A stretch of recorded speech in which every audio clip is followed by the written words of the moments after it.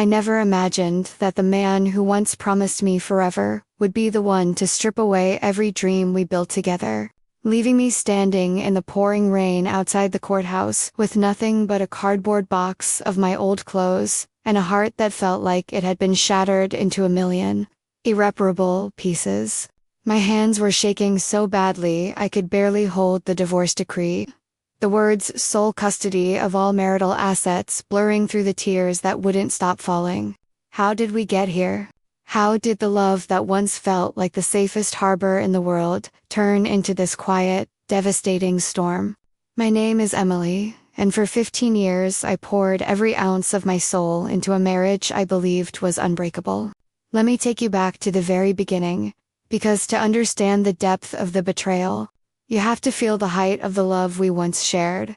It was a crisp, autumn afternoon in our little college town when I first met Ryan. I was 22, working part-time at a cozy cafe on campus to pay for my business degree. I had dreams of one day owning my own bakery, nothing fancy, just a place filled with the smell of fresh bread and the warmth of people gathering. Ryan walked in that day, tall and confident, with that easy smile that made the whole room feel brighter. He ordered a black coffee and a blueberry muffin, and when our eyes met over the counter, something inside me shifted. "You look like you bake these yourself," he said, and I laughed, telling him the recipe was my grandmother's secret. That was the beginning.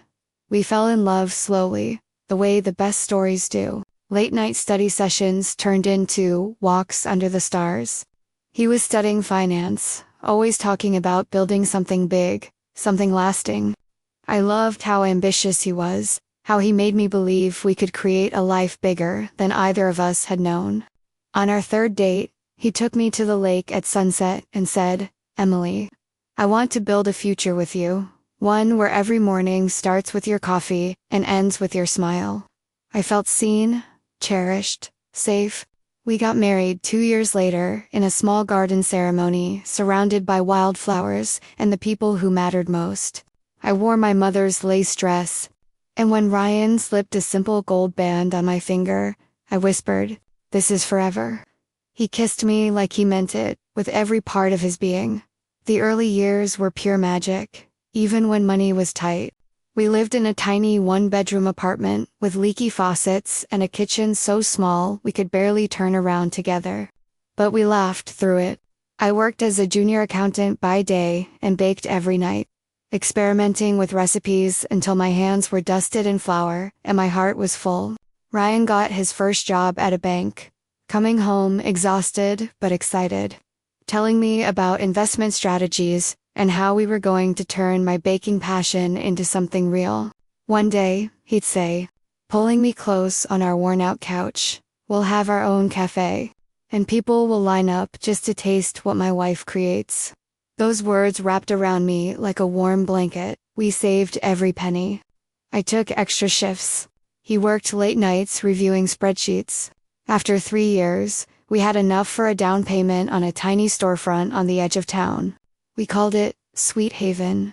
I designed every detail, the soft blue walls, the wooden counters I sanded myself, the glass display cases filled with my grandmother's cinnamon rolls, chocolate croissants that melted in your mouth, and my special lavender honey cake that became an instant favorite. Ryan handled the books, the marketing, the suppliers. We were a perfect team. Customers fell in love with the place, and soon the line stretched out the door on weekends. I remember the first time we hit $10,000 in a month. We closed early, popped a cheap bottle of sparkling wine, and danced barefoot in the empty cafe while the city lights twinkled outside. "We did this together," Ryan whispered against my hair. "You and me against the world." The business grew faster than we dreamed. Within 5 years, we expanded to a second location, then a third. We bought our first real home, a modest 3-bedroom, with a backyard where I planted a little herb garden for my recipes. We talked about children, but life kept us busy building the empire. I didn't mind. Every late night balancing the books, every early morning prepping dough, it was all for us.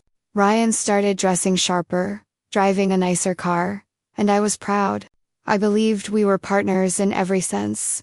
I handled the creative side, the heart of Sweet Haven, while he managed the money side, the future. But looking back now, there were tiny cracks I chose not to see. Little moments that felt like whispers instead of warnings. The way he'd check his phone during dinner and smile at something he wouldn't share. The business trips that stretched longer than necessary. The way he started calling our success my vision in interviews instead of ours. I brushed it off. He's just tired, I'd tell myself. We're building something beautiful. I kept pouring love into our life, surprising him with his favorite meals. Planning weekend getaways where we'd sit by the fire and talk about growing old together. One night, after our 5th anniversary, he held me under the stars and said, "Emily, you're the best thing that ever happened to me. I don't know what I'd do without you." I believed him with every beat of my heart, until everything changed. It was a Tuesday morning, 3 months before our 15th anniversary. I was at the main Sweet Haven location, kneading dough for the morning rush, when the lawyer's letter arrived by courier. My hands were still covered in flour when I opened it. Divorce papers. Ryan's signature already on the line. No warning. No conversation. Just cold, legal words, demanding I vacate our home within 30 days, and sign over all assets.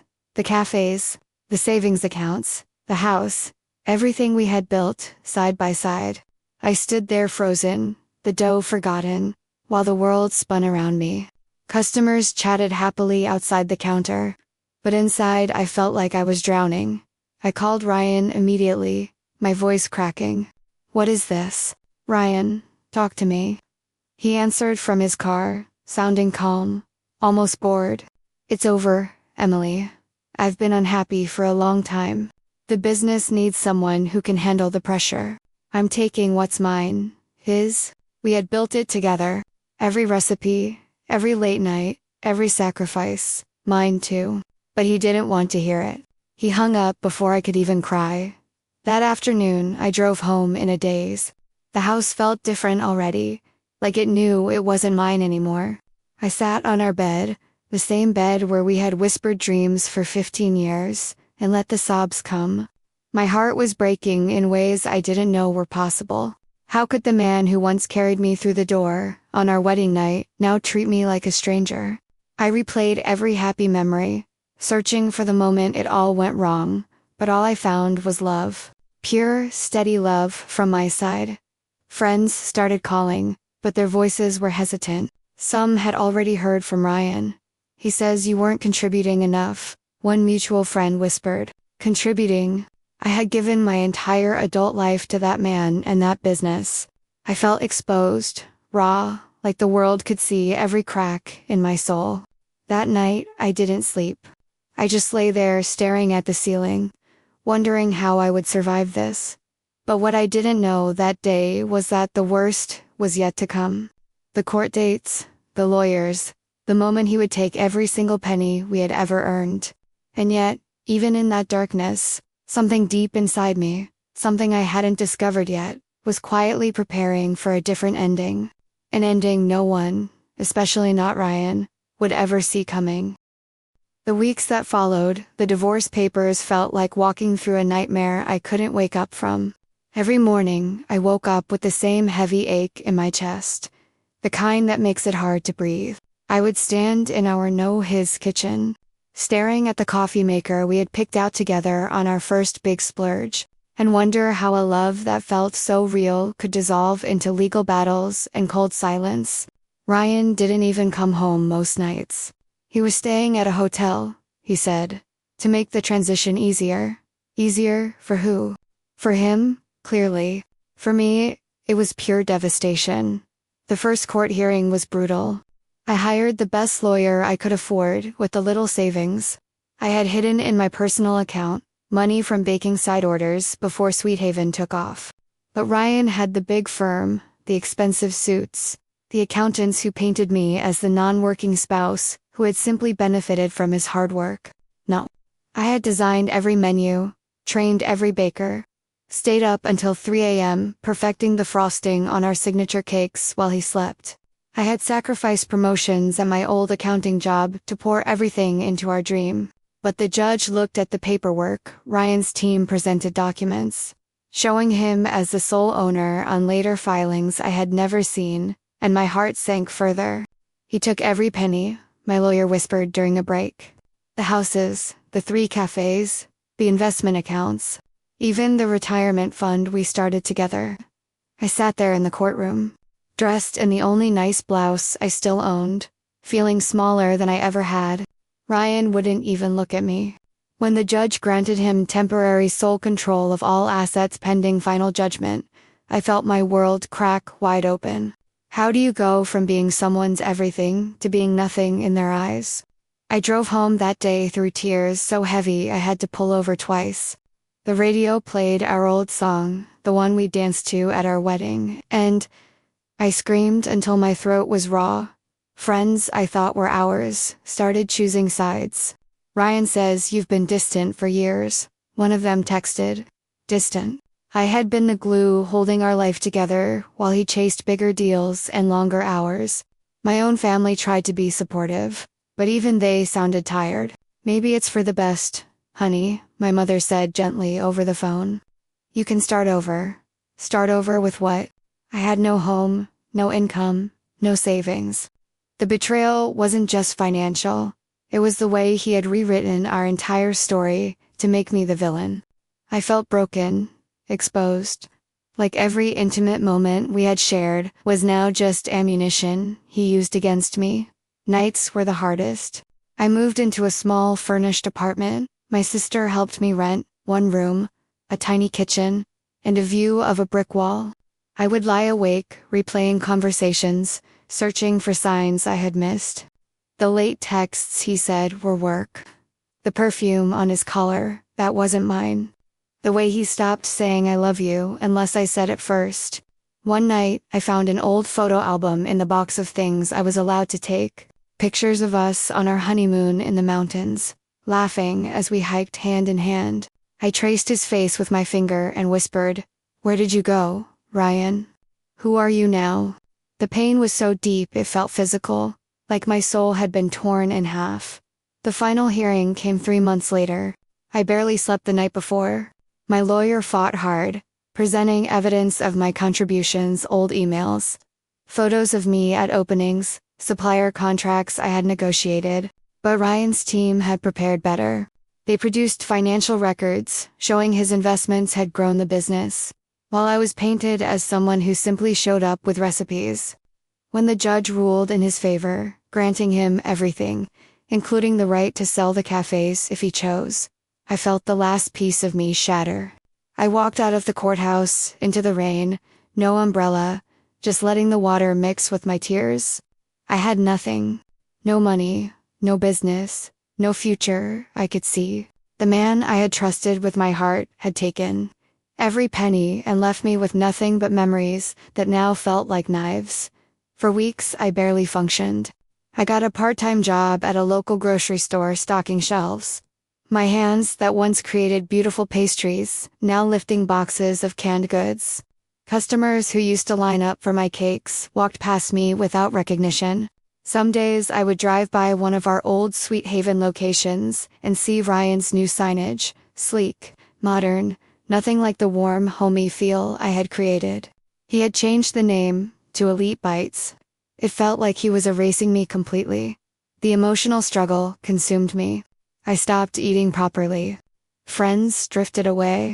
I felt humiliated, worthless, like the 15 years of my life had been a lie. How could he do this to me? I would whisper to the empty apartment walls. The betrayal cut so deep, because I had never seen it coming. I had given him my youth, my creativity, my unwavering support, and in return, he had calculated every move to leave me with zero. I cried until there were no tears left, then I cried some more. But something began to shift in the quiet moments. One evening, while sorting through the last box from our house, I found an old notebook filled with my original recipes, the ones I had created before Ryan ever came into the picture.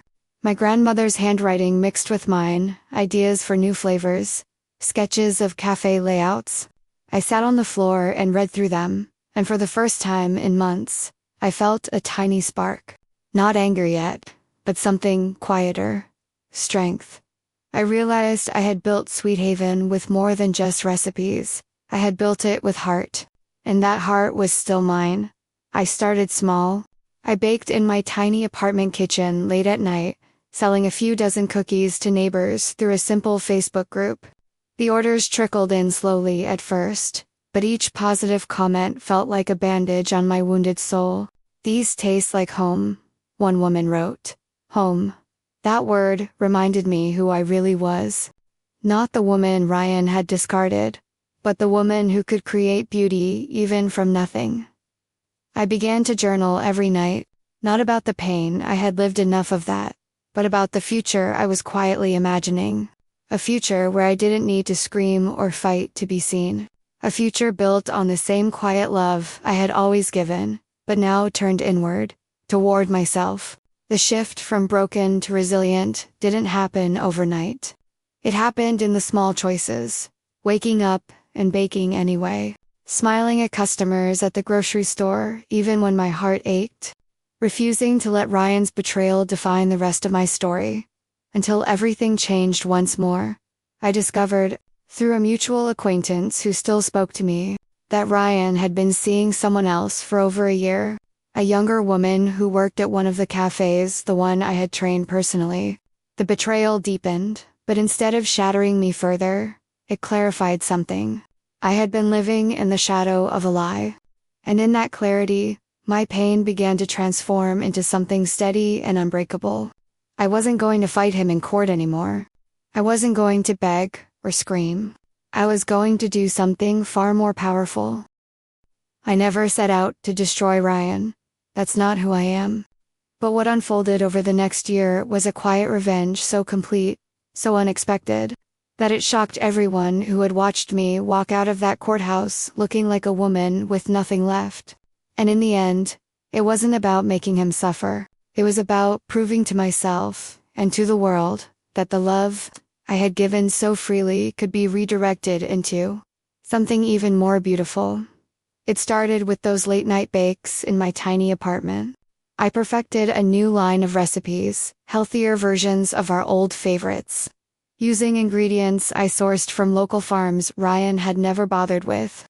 I called my little operation Second Bloom and sold everything through a simple Instagram account and word of mouth. No storefront, no investors, just me, my oven, and the quiet determination that had been growing inside me. Orders grew from a dozen a week to 50, then 100.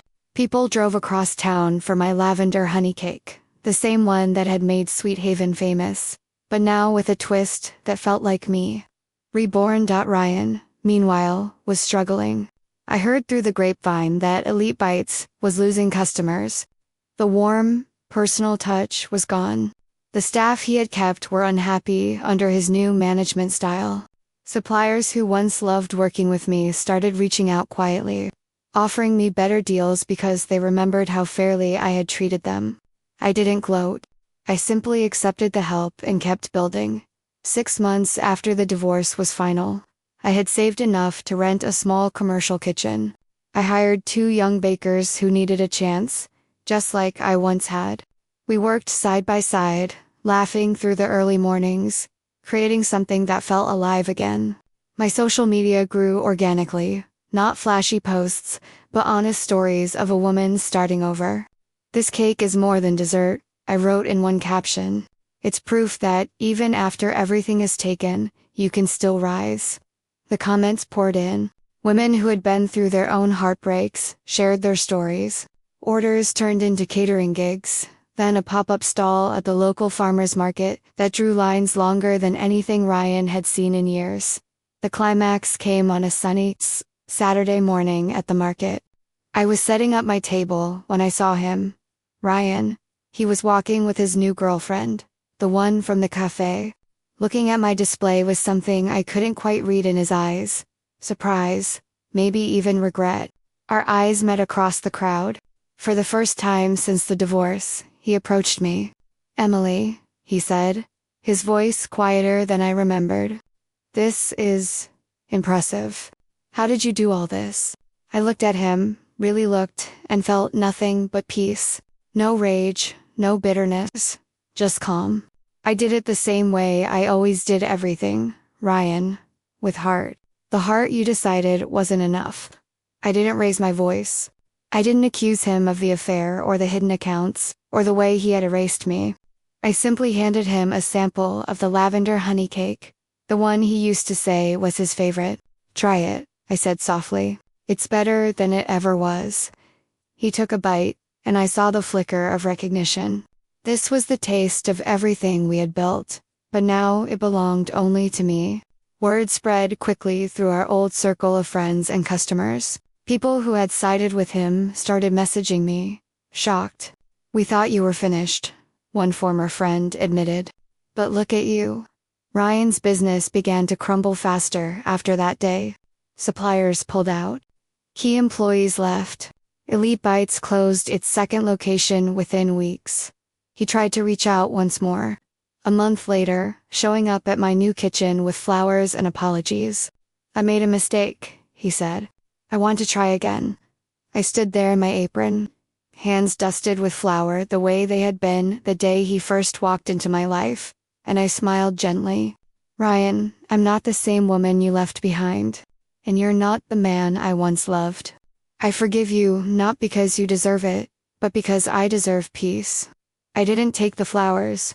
I didn't slam the door. I simply closed it quietly and went back to work, humming one of the old songs we used to dance to. The quiet revenge shocked everyone because it wasn't loud or cruel. It was me, rising. My business expanded into a beautiful little storefront 6 months later. Second Bloom. A place where people came not just for pastries, but for hope. Women who had been through divorce sat at my tables sharing stories.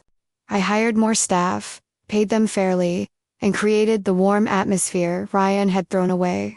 He eventually sold what was left of Elite Bites at a loss and moved to another city. I heard he was struggling to start over. I didn't follow up. I didn't need to. Today, I wake up in the small house I bought with my own earnings, nothing extravagant, but mine. I walk into my cafe every morning and feel grateful. Not because I won, but because I never let the betrayal win. The friends who once doubted me now come in for coffee and tell me how inspired they are. My family is proud. And most importantly, I am proud of the woman I became when everything was taken. If there's one lesson I want you to carry with you from my story, it's this. Sometimes the most powerful thing you can do after betrayal is nothing at all, except rebuild yourself so completely that the person who tried to break you becomes a distant memory. Revenge isn't always about destruction. Sometimes it's about choosing to bloom anyway, quietly, beautifully, until your light is so bright that no one can ignore it. I lost everything, but in the end, I found myself. And that, more than anything, is the sweetest victory of all. Thank you for listening to my story. If you've ever felt shattered by someone you loved, know that you are stronger than you think. Rise, my friend. Rise quietly, and watch the world be shocked by your light.